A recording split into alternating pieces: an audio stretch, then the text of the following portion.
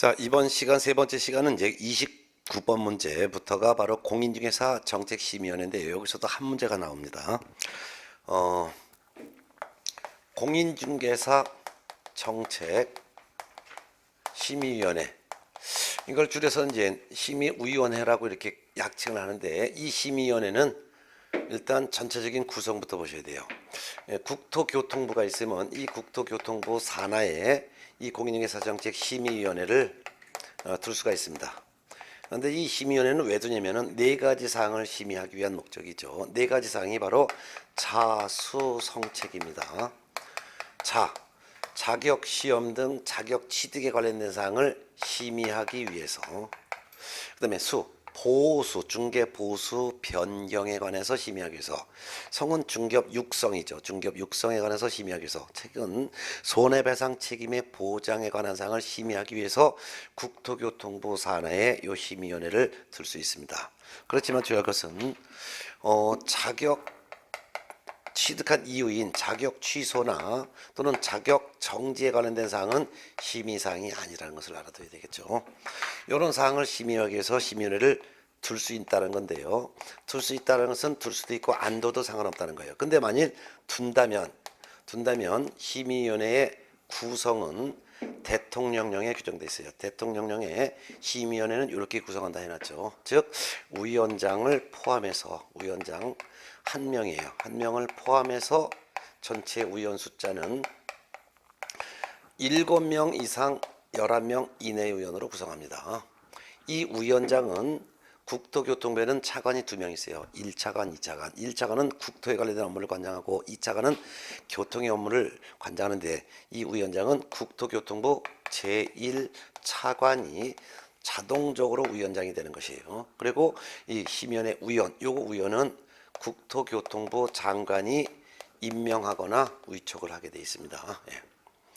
자, 이 위원장이 심의위원회를 대표하고 심의위원회 회의를 소집하고 의장이 되는데, 위원장이 직무를 수행할 수가 없는 부득이한 사정이 있었을 때는, 이때는 이 위원 중에서 위원장이 지명합니다. 그래서 위원 중에서 위원장이 지명하는 사람이 위원장의 업무를 대행을 하도록 되어 있습니다.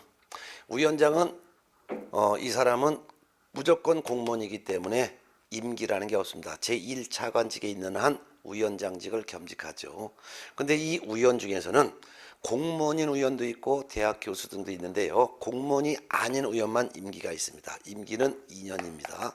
2년인데 다만 이 보궐위원이 있어요. 새로 위촉된 보궐위원의 임기는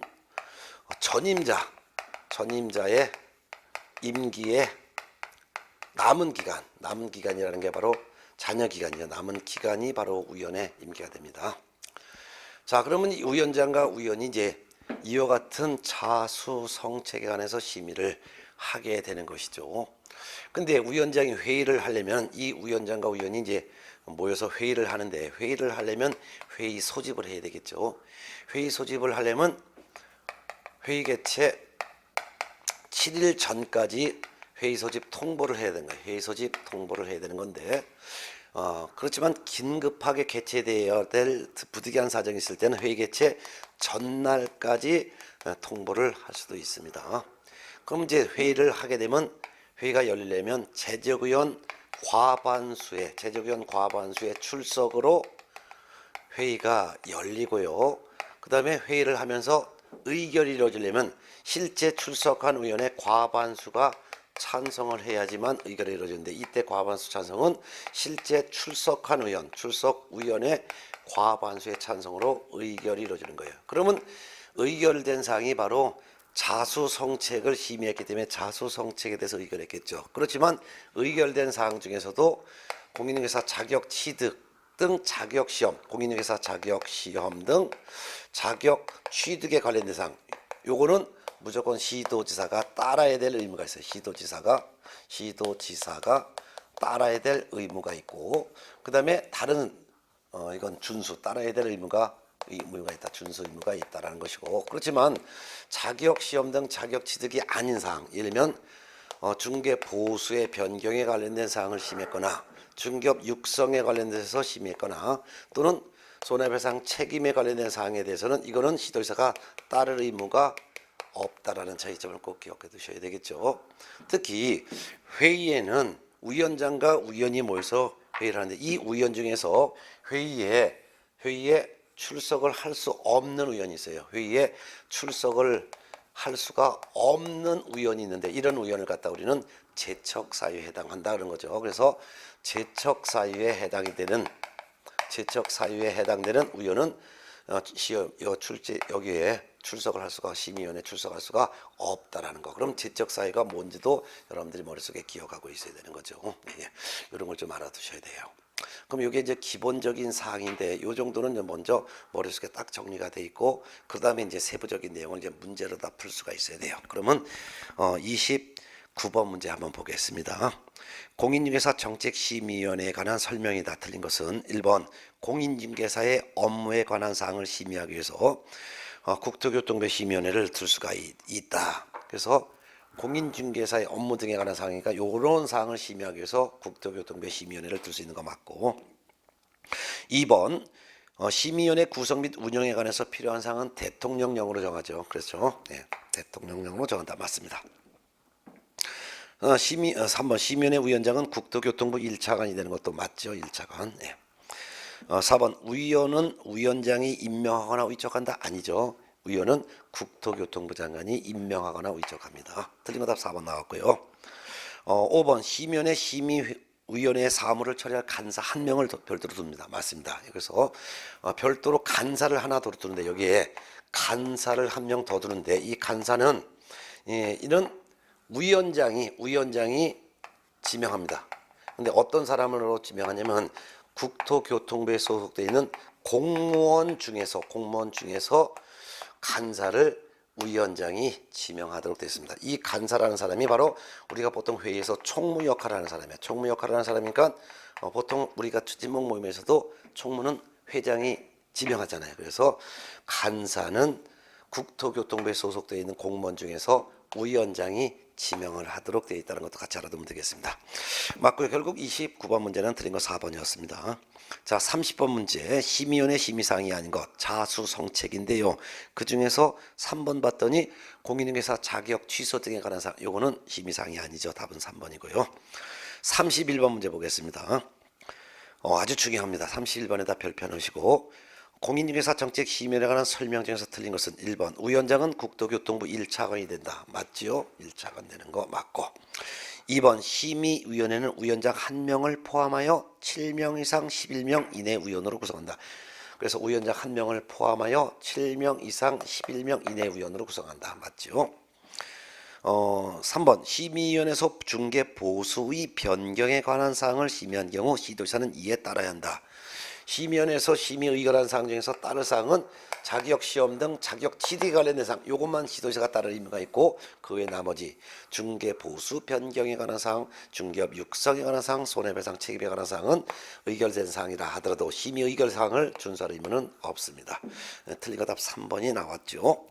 4번 질문 심의위원회 위원이 해당 안건에 대하여 연구, 용역 또는 감정을 한 경우 심의위원회 심의회에서 제척된다.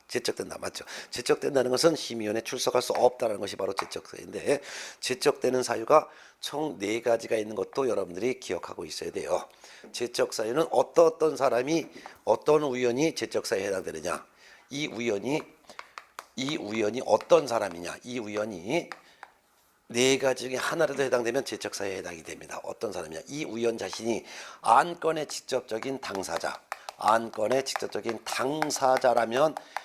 제척사유에 해당되어 출석할 수가 없다라는 것이고 두 번째는 안건의 당사자와 친족 관계에 있다든가 하면도 회의에 출석할 수 없다는 것이고 또는 안건의 당사자의 대리인인 경우에도 이 효과가 바로 본인에게 직접 효과가 기속되기 때문에 안건의 당사자의 대리인인 경우에도 제척사유에 해당되기 때문에 출석할 수가 없으며 그 밖에도 이 위원이 심의위원회에 관련돼서 용역을 맡았다든가 또는 감정을 했다든가 이런 것을 한 경험이 있다면 이런 사람들도 지적사에 해당되는 것이죠. 네. 맞습니다. 31번에 그다음에 이제 5번 지문. 위원장이 부득이한 사유로 직무를 수행할 수 없을 때는 위원장이 미리 지명한 의원이 그 직무를 대행한다. 맞죠? 위원장이 회의를 소집하여 업무를 전부 다가 하는데, 다만 위원장이 직무를 수행할 수 없을 때는 위원 중에서 위원장이 미리 지명한 의원이 지명한 이 의원이 위원장의 직무를 대행하도록 되어 있습니다. 맞습니다. 특히 공인중개사정책심의위원회에서는 위원장과 위원으로 구성되어 있지, 특히 주의할 것은 부위원장이라는 것이 없습니다. 그래서 부위원장이라는 것이 없기 때문에 위원장이 직무를 수행할 수 없을 때는 부위원장이 직무를 대행한다, 이런 표현하면은 틀린 점이라는 것도 알아둬야 되겠죠. 네. 자, 그 다음에 이제 32번 문제 보겠습니다. 심의위원회에 관한 설명 중에서 옳은 것은 1번 위원장이 부득이한 사유로 직무를 수행할 수 없을 때는 부위원장이 직무를 대행한다. 틀렸죠. 부위원장이라는 것 자체가 없습니다. 그래서 위원장이 부득이한 사유로 직무를 수행할 수 없을 때는, 이때는 위원장이 미리 지명한 위원 중에서 위원장이 미리 지명한 의원이 그 직무를 대행한다 했었죠. 네. 자, 그 다음에 2번 위원회 임기는 3년으로 하되 위원회 사임 등으로 새로 위촉된 위원회 임기는 전임 의원 임기에 남은 기간으로 한다. 틀린 것은 위원회 임기는 2년으로 하되 어떤 의원의 사임으로 인해서 새로 위촉된 위원회 임기는 전임자 임기에 남은 기간으로 합니다. 남은 기간이라는 건 맞지만 위원회 임기는 3년이 아니라 2년이라고 해야 되겠죠. 3번 간사는 심의위원회 위원장이 국토교통부의 소속 공무원 중에서 지명한다. 맞죠? 간사는 국토교통부에 소속되어 있는 공무원 중에서 위원장이 지명한다 했었죠. 맞고. 4번 위원장은 심의위원회 회의를 소집하려면 회의 개최 10일 전까지 회의시 장소 안건을 위원에게 통보해야 된다. 10일이 아니라 7일 전까지 통보하라고 그랬죠. 7일 전까지. 5번 심의위원회는 재적위원 과반수의 찬성으로 심의사항을 의결한다. 아니에요. 재적위원 과반수의 찬성이 아니라 출석위원 과반수의 찬성으로 의결합니다. 재적위원 과반수의 출석으로 회의가 열리고 실제 출석한 위원의 과반수의 찬성으로 의결합니다. 이렇게 해야 되겠죠. 결국 옳은 설명은 어떤 경우가 옳은 것이냐. 3번 간사는 위원장이 국토교통부에 소속된 공무원 중에서 지명한다는 3번이 답이 되겠습니다. 자, 그 다음에 이제 33번 문제 보도록 하겠습니다.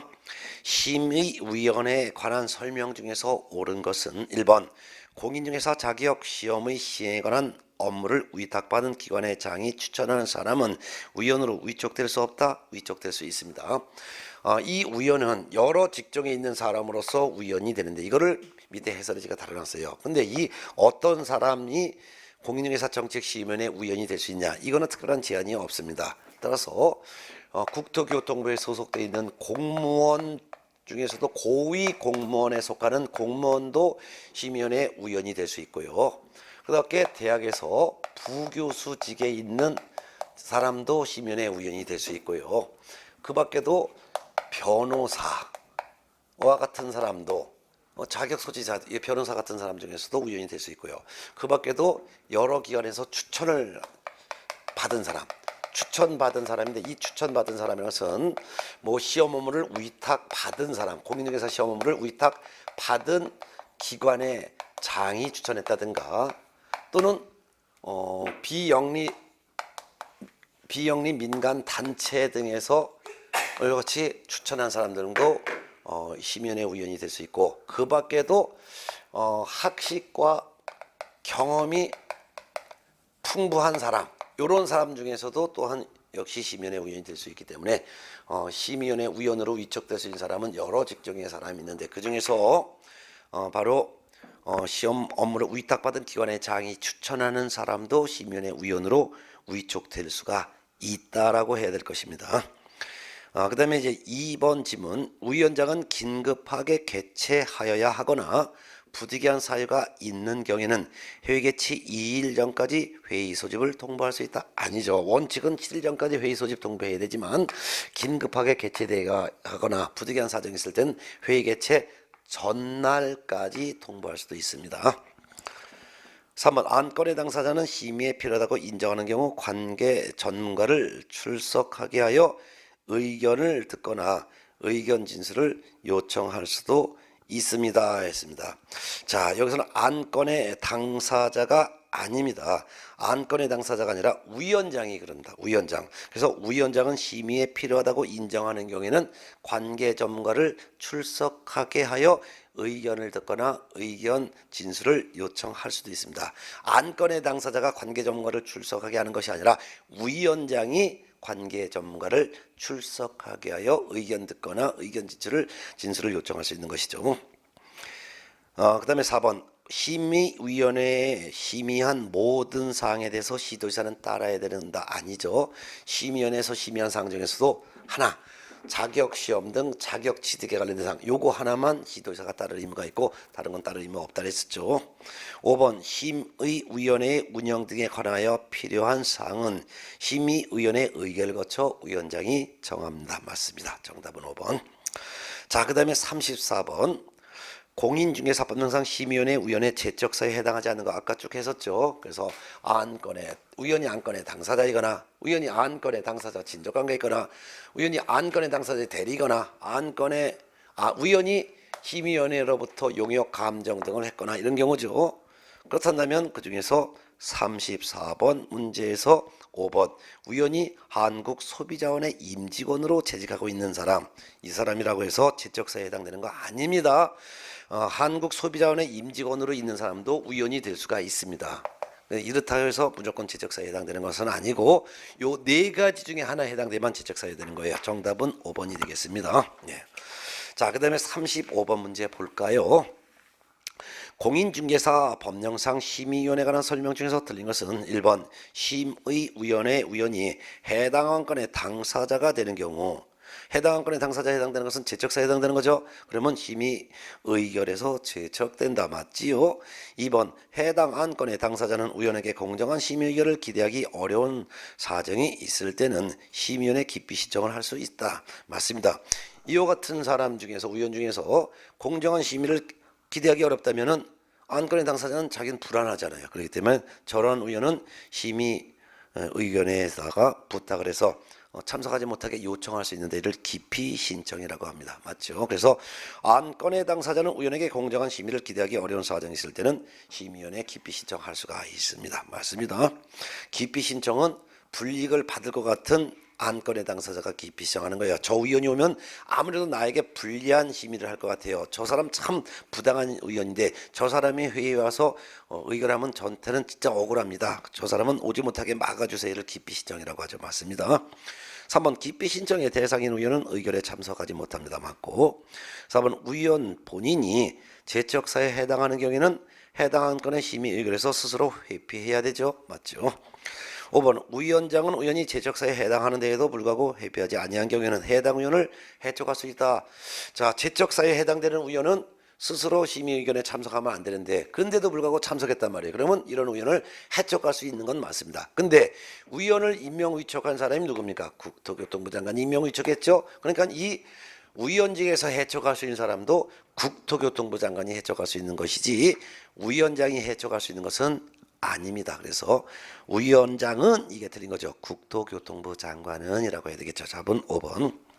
자, 36번 심의위원회에 관한 설명 중에서 틀린 것은 1번 심의위원회는 공무원인 위원이 그 소관 업무와 직접적으로 관련되어 심의위원회에 출석하는 경우 해당 위원에게 수당과 여비를 지급할 수가 있다? 지급할 수가 없지요.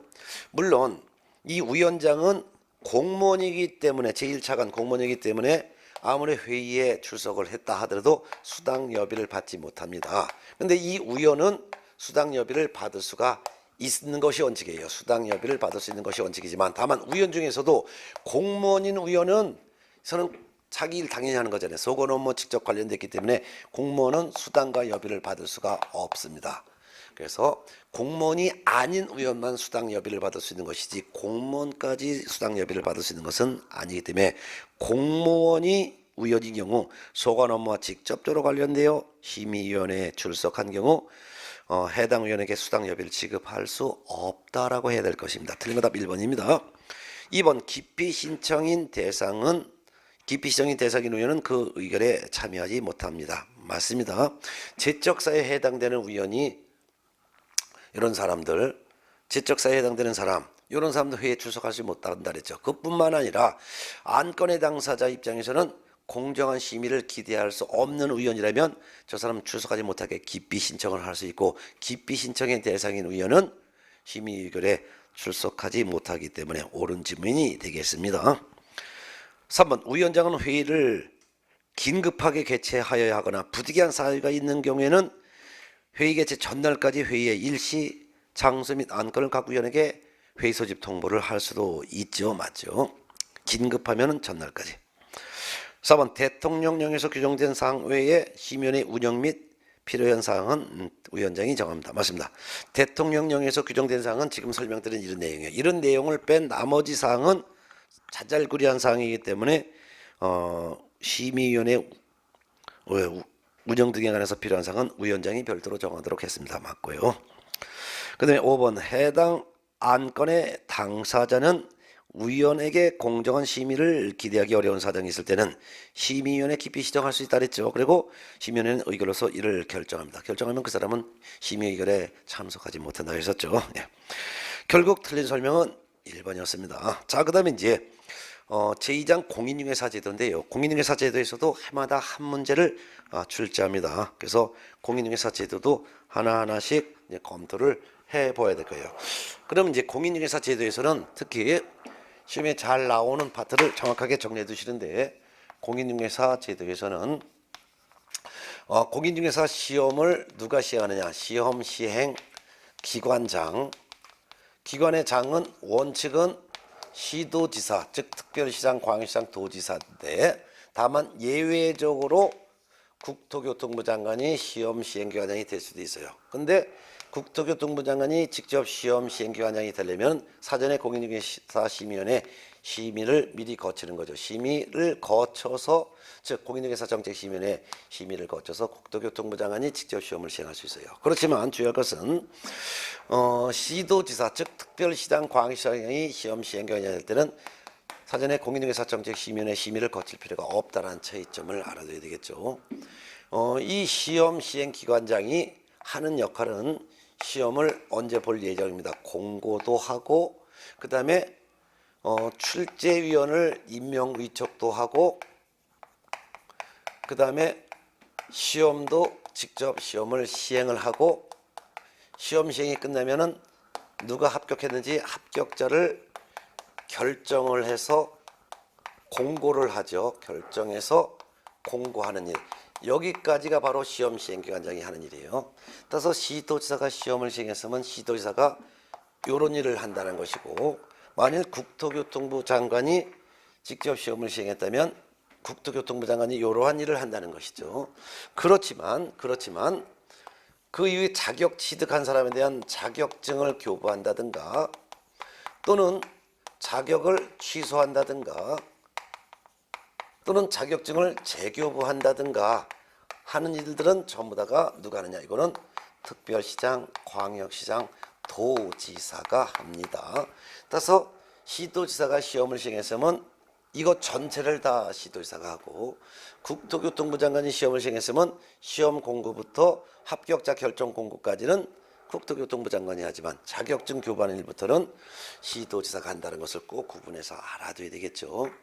자, 그러면 시험 시행할 때 시험에 응시를 하려면은 시험 응시자가 있어야 되는데 원칙은 응시 제한이 없어요. 응시 제한이 없기 때문에 누구든지 다 공인중개사가 될 수 있는 게 원칙이지만, 다만 예외적으로 응시 제한이 있는 사람이 두 사람이 있다는 것을 외워두셔야죠. 첫 번째는 자격 취소 처분을 받은 사람인데 이 사람은 3년간은 시험에 응시할 수가 없고, 또한 3년간은 중개업에도 종사할 수 없죠.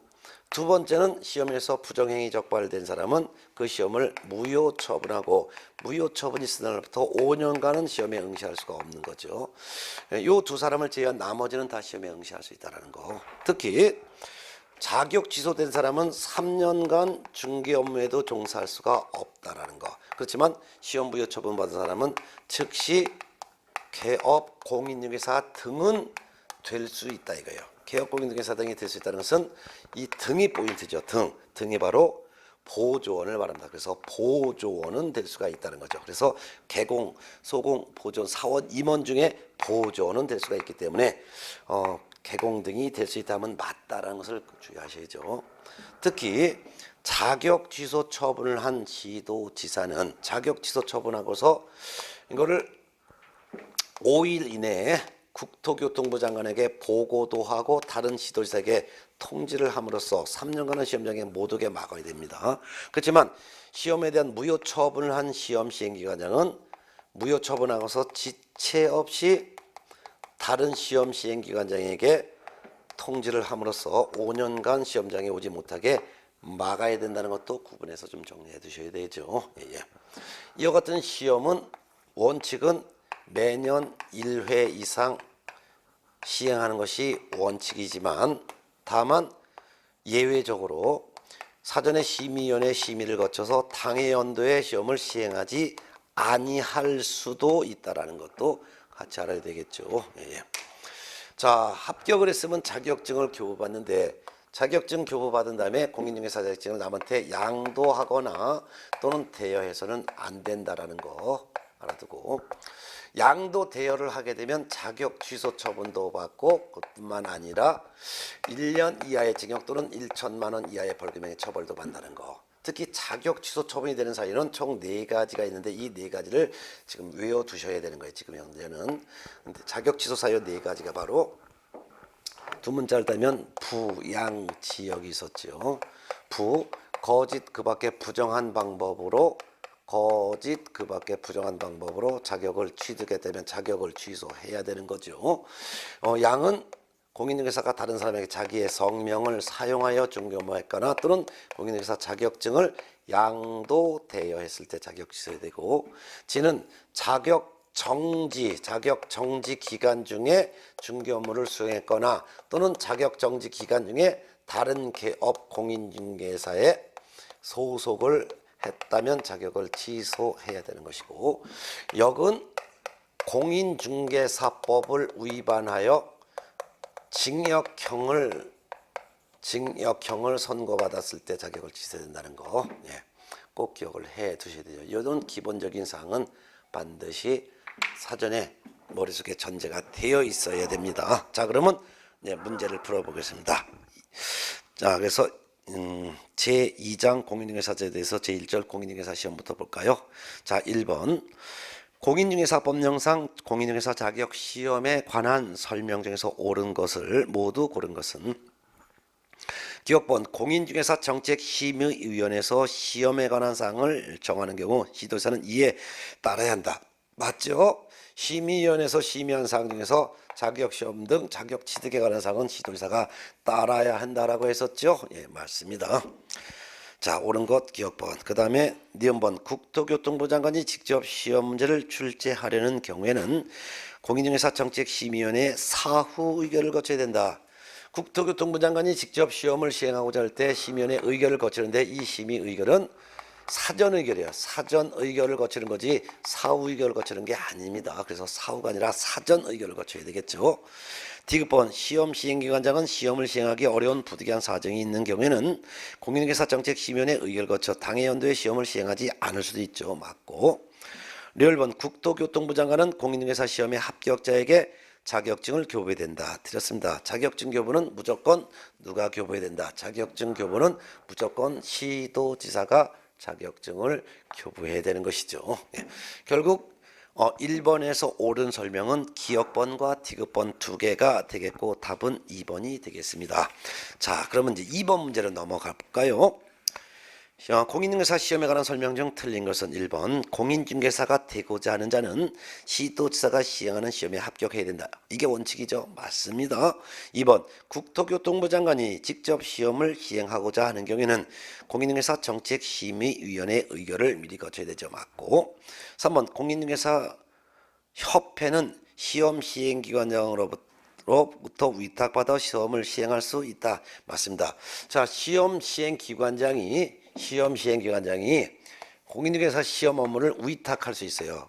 근데 위탁을 받을 수 있는 사람은 세 기관이 있습니다. 첫 번째는 공인중개사 협회 시험을 위탁을 할 수도 있고, 두 번째는 공기업의 시험을 위탁할 수도 있고, 세 번째는 준 정부 기관에다도 시험을 위탁하여 시행할 수가 있습니다. 이 세 기관, 이거를 알아두죠. 그렇지만 주의할 것은 부동산학과가 개설되어 있는 학교, 대학에는 시험을 위탁할 수가 없다라는 거 같이 알아두면 되겠습니다. 예.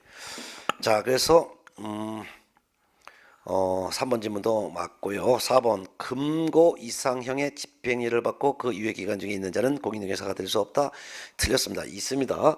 공인중개사가 될 수 없는 사람은 자격 취소 후 3년이 경과되지 아니한 자와 시험에서 무효 처분받고 5년이 경과되지 아니한 자만 공인중개사가 될 수 없고, 그 외에는 미성년자건 성년자건 외국인이건 내국인이건 금고 이상형에 대한 집행유예 기간 중에 있는 결격사유자건 공인중개사가 될 수 있습니다. 답 4번이고요. 5번 미성년자는 공인중개사가 될 수 있습니다. 맞지요? 자, 3번 문제 봅니다. 공인중개사 시험에 대한 기술로서 옳은 것은 1번 시험에서 무효 처분을 받은 자는 부정행위를 한 날부터 5년간 시험 응시 자격을 정지한다.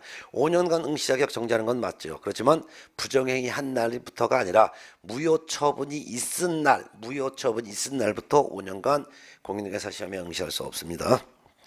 2번 시험에서 무효 처분을 받은 자는 5년간 중개업에 종사가 제한되지 않습니다.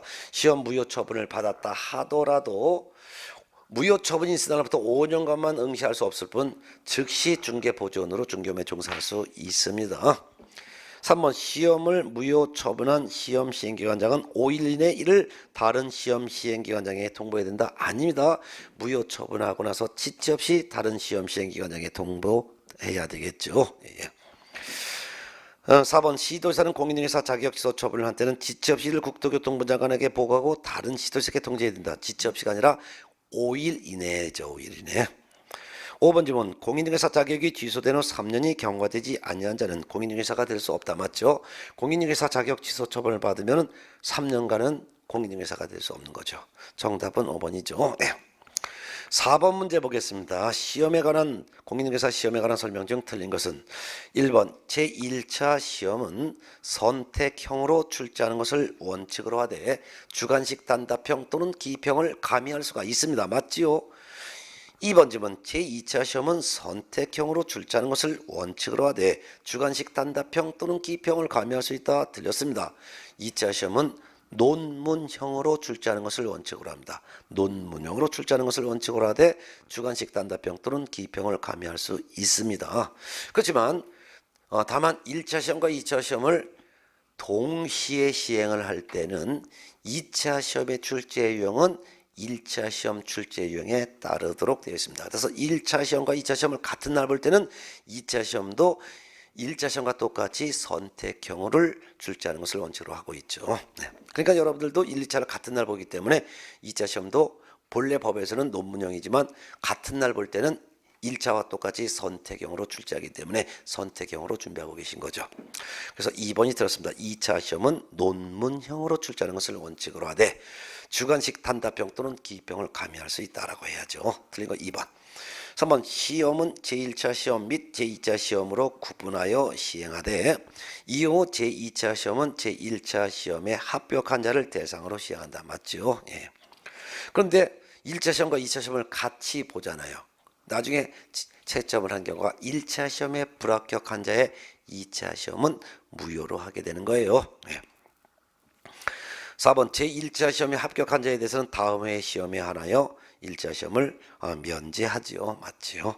5번 시험 시행기관장은 시험을 시행하고자 하는 때는 예정 시험일 시, 예정 시험 방법, 시험 시행하는 개략적인 사항을 매년 2월 28일까지 관보 및 일간신문에 공고해야 되죠. 맞습니다.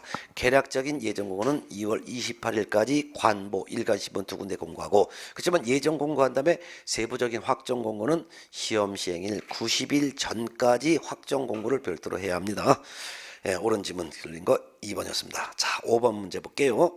공인중개사 시험에 대한 기술적 틀린 것은 1번 시험은 매년 1회 이상 시행함이 원칙이나 시험 시행 기관장은 심의위원회 의의를 거쳐 당해 연도에 시험을 시행하지 않을 수 있다. 맞죠? 2번 시험 시행기관장은 예정 공고 후 시험을 시행하고자 하는 때는 시험 시행일 90일 전까지 관보 및 일간신문에 공고해야 된다. 맞죠? 예정 공고는 2월 28일까지, 예정 공고하는 확정 공고는 시험 시행일 90일 전까지 별도로 또 공고합니다. 옳은 지문. 3번 시험 시행기관장은 공인중개사 시험 합격자가 결정된 때는 이를 공고해야 된다. 맞죠? 시험 시행기관장은 시험 공고, 출제위원 임명 위촉, 시험 시행 합격자 결정 공고하는 일까지 시험 시행기관장이 합니다. 옳은 지문이죠. 그 다음에 4번 질문 시도지사는 시험 합격자의 결정 공고일부터 15일 이내에 시험 합격자에 관한 사항을 공인중개사 자격증 교부대장에 기재한 후 합격자에게 공인중개사 자격증을 교부해야 된다. 다 맞는데 15일이 아니라 1개월 이내에 교부해야죠. 그래서 시도지사는 시험 합격자 결정 공고일로부터 시도지사는 합격자 결정 공고일로부터 1개월 이내에 합격자에게 시도자는 자격증을 교부해야 되는 거예요. 예. 자, 그게 틀렸습니다. 그래서 정답은 4번이 되겠고요. 5번 질문 공인중개사 자격증 교부대장은 전자적 처리가 불가능한 특별한 사유가 없으면 전자적 처리가 가능한 방법으로 작성 관리해야 됩니다. 맞죠? 자격증 교부대장에 기록한 내용은 별도로 전산망에 입력을 해놔야 된다 그 말이에요. 예, 답은 4번. 자, 그 다음에 6번 문제 볼까요? 공인중개사 시험에 관한 설명 중 옳은 것은 1번 출제위원은 부동산 중개 및 관련 분야의 학식과 경험이 풍부한 자 또는 비영리 민간 단체에서 추천한 자 중에서 시험 시행기관장이 임명 위촉한다. 출제위원을 시험 시행기관장이 임명 위촉하는 건 맞아요. 근데 출제위원은 시민단체 등에서 추천한 사람은 될 수가 없고 출제위원은 어떤 사람 중에서 위촉되느냐? 부동산 중개 및 관련 분야에 대해서 학식과 경험이 풍부한 자 중에서만 출제위원으로 임명 위촉되는 것이에요. 시민단체에서 추천한 자, 민간단체에서 추천한 자 이런 사람들이 무슨 문제를 낼 실력이 안 되잖아요. 이 사람은 안 됩니다. 학식과 경험이 풍부한 자 중에서 시험 시행기관장이 출제는 임명 위촉합니다. 자, 그 다음에 2번 질문 시험 시행기관장은 시험의 신뢰도를 심히 저하시키는 행위를 한 출제위원의 명단을 다른 시험 시행기관장에게 통보하고 당해 출제위원이 속하고 있는 기관장에게도 통보를 해야 되겠죠. 맞죠? 그래서 땡땡대학교 교수가 시험의 신뢰도를 떨어뜨리는 부정한 출제위원이라면 그런 출제위원의 명단을 다른 시험 시행기관장에게도 알려줘서 향후 5년간은 출제위원을 임명하지 못하게 만들라고 다른 시험 시행기관장에게도 통보하고 그 출제위원이 속하고 있는 기관회장인 그 대학교 총장에게도 통보를 해줘야 되겠죠. 맞습니다. 답은 2번입니다. 3번이면 신뢰도를 저하시킨 출제위원으로 명단이 통보된 출제위원은 2년간 출제위원으로 위촉될 수 없다. 아니죠. 5년간 출제위원으로 위촉될 수 없습니다. 시험에서 부정행위하여 무효처분을 받은 자는 무효처분이 있은 그날부터 5년간 시험에 응시할 수 없듯이 부정한 출제위원으로 위촉된 그 출제위원도 향후 5년간은 출제위원으로 위촉될 수가 없습니다. 4번 시도지사는 공인중개사의 자격 취소 처분을 한 때는 5일 이내 국토교통부 장관에게 보고하고 다른 시도지사에게 통지해야 된다. 7일이 아니라 7일 이내가 아니라 이건 5일 이내라고 그러죠. 그래서 7일 이내에 보고하고 다른 시도지사에게 통지하는 것이 아니라 5일 이내라고 해야 되겠죠. 5번 질문 보겠습니다. 공인중개사 정책심의위원회 위원장 및 위원과 시험의 출제위원 및 시험 시행 업무 종사하는 자에 대해서는 예산의 범위 안에서 수당여비를 지급할 수 있다. 그 중에서 수당여비를 지급할 수 없는 사람도 있죠. 일단 공인중개사 정책심의위원회 위원장은 공무원이기 때문에 수당여비 지급될 수가 없습니다. 그리고 위원 중에서도 공무원인 위원도 수당여비 지급될 수 없습니다. 그럼 결국 수당여비를 지급할 수 있는 대상자는 공무원이 아닌 심의위원회 위원과 그 다음에 출제위원, 그 다음에 시험에 종사하는 사람들 이런 사람들만 수당여비 지급할 수가 있고 공무원인 이와 같이 심의위원회 위원장과 공무원인 위원은 수당료비 지급될 수가 없습니다. 결국 옳은 것은 아까 2번 나왔죠. 그 다음에 7번 문제 보도록 하겠습니다. 공인중개사 시험에 관한 설명 중 틀린 것은 1번 시험에 응시하는 자는 국토교통부령이 정하는 바에 따라 응시원서를 제출해야 됩니다. 맞습니다. 응시원서가 서식이죠. 서식은 국토교통부령에 규정되어 있기 때문에 국토교통부령에 규정되어 있는 응시원서를 제출해야 된다 그 말이죠. 맞죠? 2번 시험에 응시하는 자는 당의 지자체 조례가 정하는 응시수료 납부해야 되겠죠. 맞습니다. 이때 지자체 조례라는 것은 시도 조례에서 정하는 응시수수료를 납부를 해야 된다 그 말이죠. 맞고요.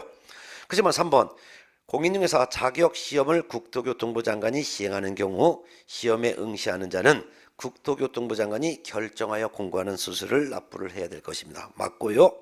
4번 공인중개사 자격시험 업무를 위탁한 경우에는 당의 업무를 위탁받은 자가 위탁한 자의 승인을 얻어서 결정 공고하는 수수료를 납부해야 될 것입니다. 맞죠? 5번 공인중개사 자격증을 교부받은 자는 공인중개사 자격증을 잃어버리거나 못쓰게 된 경우에는 국토교통부령이 정하는 바에 따라 여기까지 맞아요. 근데 국토교통부 장관에게 재교부 신청을 할 수 있다? 아니죠. 자격증을 준 사람한테 재교부 신청하는 거예요. 그래서 자격증을 교부한 시도지사에게 재교부 신청을 하는 거예요. 예. 국토교통부 장관에게 재교부 신청하는 게 아닙니다. 결국 틀린 설명은 5번이 틀리는 것이죠. 자, 그 다음에 8번 문제 볼까요? 응시수수료를 납부한 자가 응시의사를 철회하는 경우 응시수료 반환 기준으로 틀린 것은 1번 수수료를 과언합했다면 과언합한 금액 전부를 시험시행기관장은 반환해야 합니다. 맞고요. 2번 시험시행기관의 귀책 사유로 인하여 시험에 응시하지 못했을 때도 이때는 납입한 수료 전부를 반환해야 될 것입니다. 맞고 3번 응시원서 접수 기간 중에 접수를 취소하는 경우에는 납입한 수료 100분의 80을 반환해야 되는 것이 아니라 납입한 수료 전부를 반환해야 될 것입니다. 결국 틀린 건 3번이죠.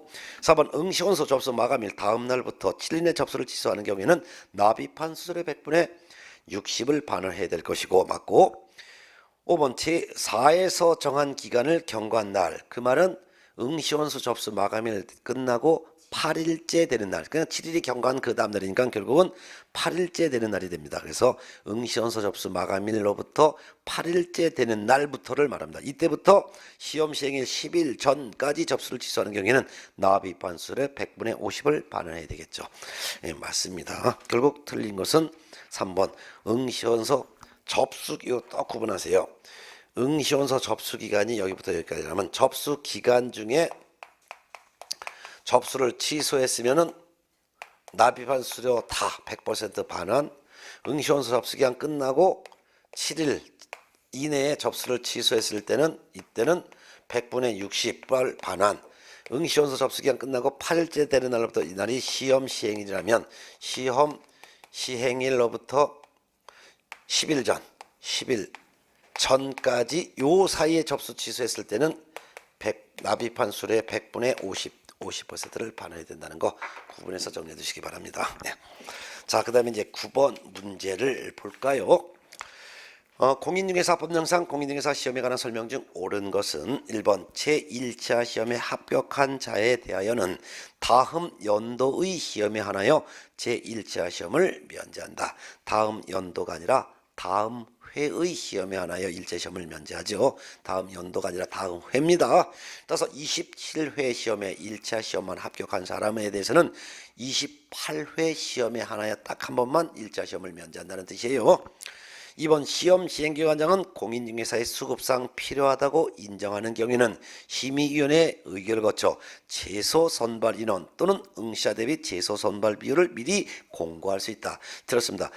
공인중개사의 수급상 필요하다고 인정하는 경우에는요, 심의위원회 의결을 거쳐 선발 예정 인원을 미리 정해서 공고할 수 있습니다. 선발 예정 인원을 미리 정해서 공고할 수 있는 것이지 최소 선발 비율 또는 응시자 대비 최소 선발 비율을 공고하는 게 아니에요. 그래서 꼭 구분해서 정리를 하셔야 합니다. 예.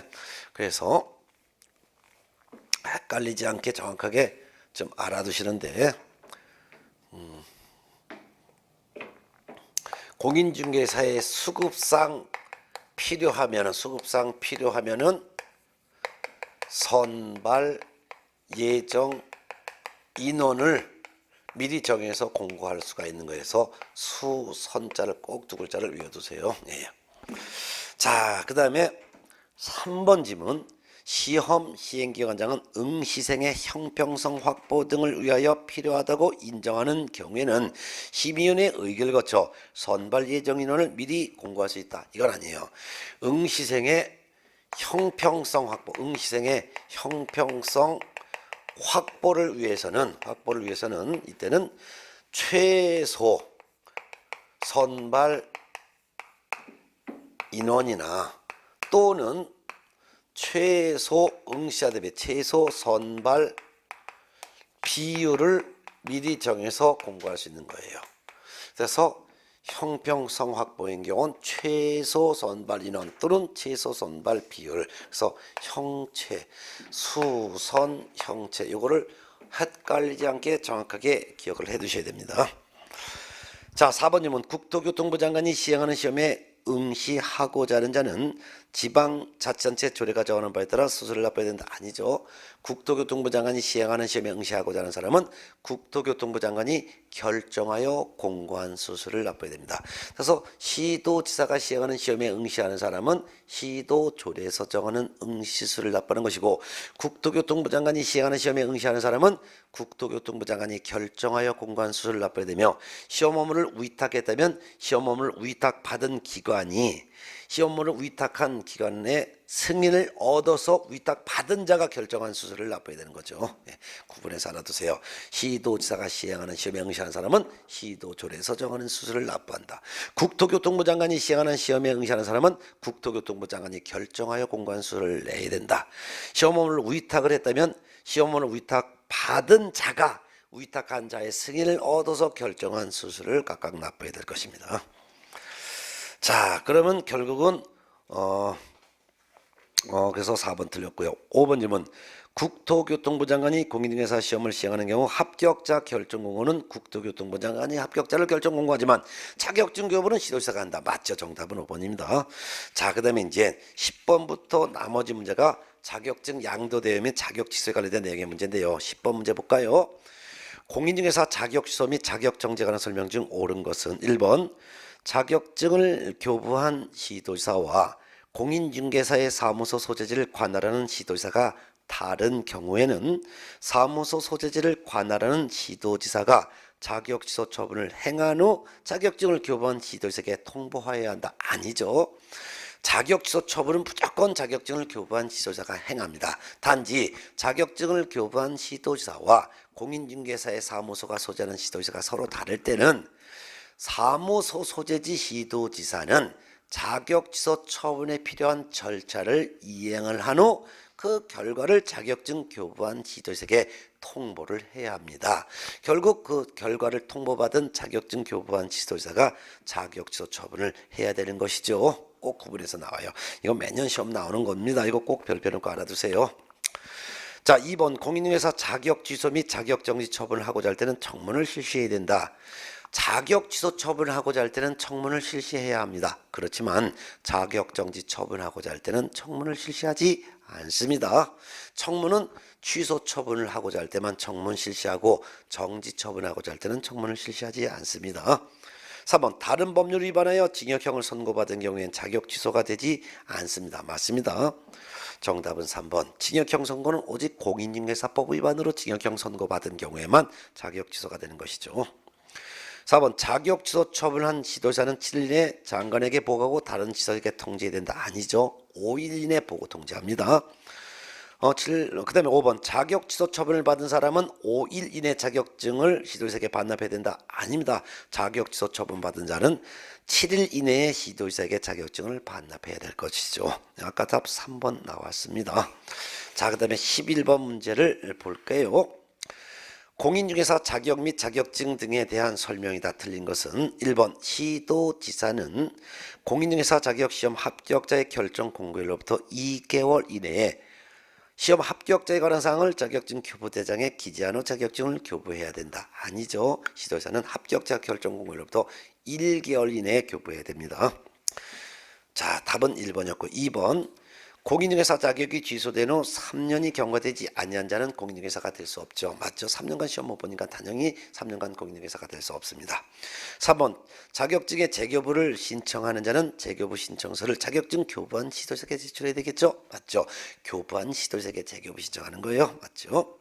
4번 자격증에 대여한 다른 사람이 그 자격증을 이용하여 공인중개사로 행세하면서 공인중개사의 업무를 행하려는 것을 알면서도 그에게 자격증 자체를 빌려주는 것을 말하죠. 맞고 5번 공인중개사가 다른 사람에게 자기의 성명을 사용하여 중개업무를 하게 하면 시도자는 그 자격 취소해야 되죠. 맞죠? 부양지역에서 자격증 양도되면 자격 취소해야 됩니다. 맞습니다. 틀린 건 아까 1번이에요.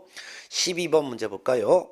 공인중개사 자격증, 중개사무소 등록증에 관한 설명 중 틀린 것은 1번. 자격증 대여행위는 유상, 무상 불문하고 다 허용되지 않습니다. 맞죠? 일시적, 항구적 불문하고 양도되어 허용되지 않습니다. 옳은 집은 2번. 자격을 취득하지 않은 자가 자신의 명함에 부동산 유수, 즉 중개사무소의 상호를 표시하는 부동산 유수 대표라는 명칭을 기재하여 사용한 것은 공인중개사와 유사한 명칭을 사용한 것에 해당하죠. 맞습니다. 그러면 1년 이하의 징역 또는 1,000만 원 이하의 벌금에 처벌받습니다.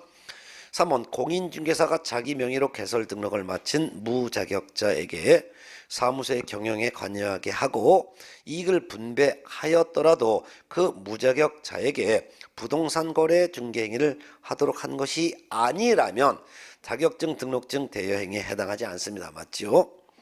4번 개업 공인중개사가 등록증을 타인에게 대여한 경우 공인중개사 자격의 취소 사유가 된다. 등록증을 양도된 것은 등록 취소 사유가 되는 것입니다. 자격 취소 사유가 아니라 등록증을 타인에게 대여한 것은 공인중개사 자격 취소 사유가 아니라 중개사무소 등록 취소 사유가 된다라고 해야죠. 공인중개사 자격증을 타인에게 양도되면 자격 취소 대상이 되고 중개사무소 등록증을 대여한 것은 등록 취소의 대상이 된다라고 해야 되겠죠. 등록 취소 사유입니다. 틀린 거예요. 정답은 4번. 그래서 5번 자격증이나 등록증을 타인에게 대여한 자는 1년 이하의 징역 또는 1,000만 원 이하의 벌금에 처합니다. 맞죠? 13번 문제 볼게요. 공인중개사 시험에 대한 기술 중 틀린 것은 1번. 공인중개사는 다른 사람에게 자기의 성명을 사용하여 중개업무를 하게 해서는 안 되는 거죠. 2번 누구든지 다른 사람의 자격증을 양수받아 이를 사용해서 안 되죠. 맞고 3번 자격증을 양도한 자는 자격을 취소하고 1년 이하의 징역 또는 1,000만 원 이하의 벌금에도 처하죠. 맞고 4번 자격증을 양수받아 사용한 자는 공인중개사 자격을 취소하고 1년 이하의 징역 또는 1,000만 원 이하의 벌금에 처한다. 자격증을 양수받아 사용한 사람은 본래 공인중개사가 아니죠. 그러니 자격 취소의 대상은 아니고 1년 이하의 징역 또는 1,000만 원 이하의 벌금형에만 처합니다. 자격 취소 대상 아닙니다. 양수받은 자격증을 양도한 사람은 자격 취소와 1년 1천만, 양수받은 사람은 공인중개사가 아니기 때문에 자격 취소는 아니고 1년 이하의 징역 또는 1천만 원 이하의 벌금형에만 처합니다. 틀린 거 답 4번이죠. 5번 공인중개사가 아닌 자는 공인중개사 또는 이와 유사 명칭 사용하지 못한다. 맞죠? 정답은 4번. 14번 문제 볼까요? 공인중개사 자격증의 양도대여 등과 관련한 다음의 설명 중 틀린 것은 1번. 무자격자가 공인중개사의 업무를 수행하였는지 여부는 외형적으로 판단한다. 아니에요. 무자격자가 중개업무를 수행했는지 여부는 실질적으로 판단합니다. 실질적으로 판단하는 것이지 외형적으로 보는 게 아니에요. 자, 그렇기 때문에 2번 질문. 무자격자가 거래를 성사시켜 작성한 계약서에 개업 공인중개사가 자신의 인감을 날인한 경우 이는 자격증을 대여한 행위에 해당한다고 볼 수가 없다. 있다라고 해야죠. 왜? 무자격자가 계약서를 썼잖아요. 실제로 무자격자가 계약서 썼죠. 단지 거기에 개업 공인중개사의 도장이 찍혀 있을 뿐 겉으로 볼 때 외형적으로 보면 개업 공인중개사가 계약서 작성한 것처럼 보이죠. 개업 공인중개사의 도장이 찍혀져 있으니까. 그렇지만 실제로 누가 작성했어요? 무자격자가. 그렇기 때문에 이거는 자격증을 대여한 행위에 해당한다고 볼 수 있다라고 해야죠. 3번 개업 공인중개사인 공인중개사가 스스로 몇 건의 중개업무를 직접 수행한 바가 있다면 설령 개업 공인중개사가 무자격자 명의로 중개업무를 수행하도록 하였더라도 자격증의 대여 행위에 해당한다고 볼 수 없다. 있죠. 아무리 개업 공인중개사가 스스로 몇 건의 중개업무를 직접 수행한 적이 있다 하더라도 단 한 번이라도 무자격자에게 중개업무를 하도록 수행시켰다면 이거는 자격증을 대여한 행위에 해당합니다. 4번 공인중개사가 무자격자로 하여금 그 공인중개사 명의로 개설 등록을 마친 사무소의 경영에 관여하거나 자금을 투자하고 그로 인한 이익을 분배받도록 하는 경우 무자격자로 하여금 공인중개사의 업무를 수행하도록 하지 않았다면 이는 자격증을 대여한 것이라고 볼 수가 없죠. 맞죠? 정답은 4번. 5번 무자격자가 자신의 명함에 땡땡 부동산 유수 대표 또는 땡땡 부동산 카페라는 명칭을 기재하여 사용한 것은 공인중개사와 유사한 명칭을 사용한 것에 해당한다고 할 수가 없다. 유사 명칭을 사용한 것에 해당한다고 볼 수가 있죠. 틀린 것은 이것저것 틀렸습니다. 그래서 결국 할 수가 없다. 할 수가 있습니다. 근데 틀린 것은 이렇게 돼 있는데 이걸 갖다가 틀린 것 하면 틀린 게 많잖아요. 그래서 14번에는요 틀린 것을 옳은 것은 이렇게 좀 고쳐놓으시기 바랍니다. 틀린 것을 갖다가 옳은 것은 이렇게 좀 고쳐놓으세요. 옳은 것은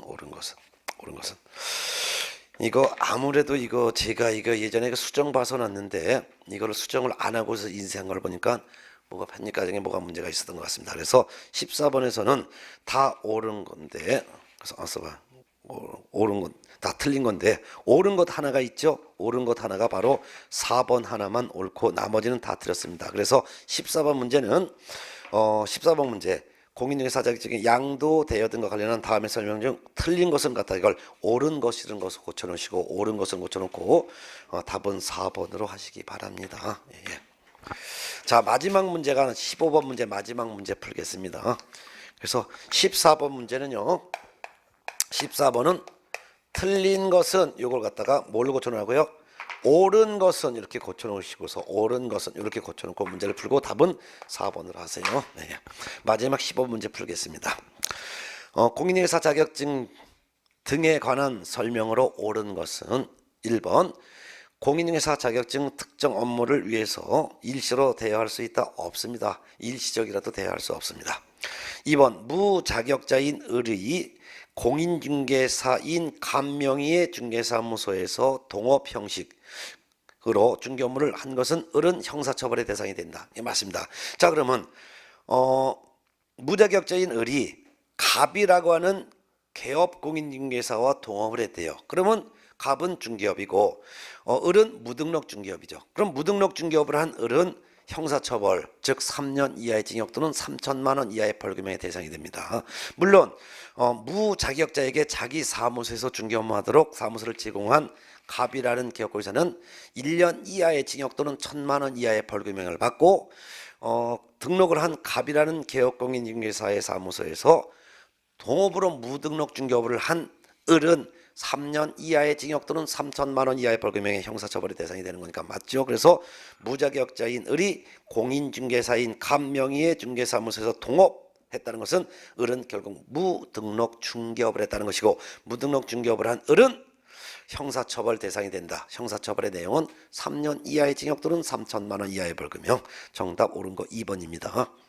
3번 자격증을 대여받은 자가 임대차 중개를 의뢰한 자와 직접 거래 당사자로서 임대차 계약을 체결하는 것도 중개행위에 해당한다? 중개행위에 해당하지 않다 그랬죠. 이건 직접 임대차 계약이라는 법률행위에 해당하는 것이죠. 4번 무자격자가 공인중개사의 업무를 수행하였는지 여부는 실질적으로 무자격자가 공인중개사의 명의를 사용하여 중개 업무를 수행하였는지 여부와 상관없이 외관상 공인중개사가 직접 업무를 수행하는 형식을 취하였는지 여부에 따라 판단한다. 아니라 그랬죠. 실질적으로 판단하는 거지 외관상으로 판단하는 게 아니라고 했습니다. 네. 5번 무자격자가 자신의 명함에 중개사무소 명칭을 부동산 유수 직감을 대표라고 기재하여 사용하였더라도 이를 공인중개사와 유사한 명칭을 사용한 것이라고 볼 수 없다. 유사한 명칭을 사용한 것으로 볼 수 있다라고 해야 되겠죠.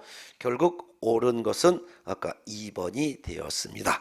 자 이렇게 해서 공인중개사 법령 및 실무에서 오늘 첫 번째 시간은 공인중개사 법령 파트에서 총칙과 공인중개사 제도에서 총 최소한 4문제 이상 출제하는 것을 우리가 확인했습니다.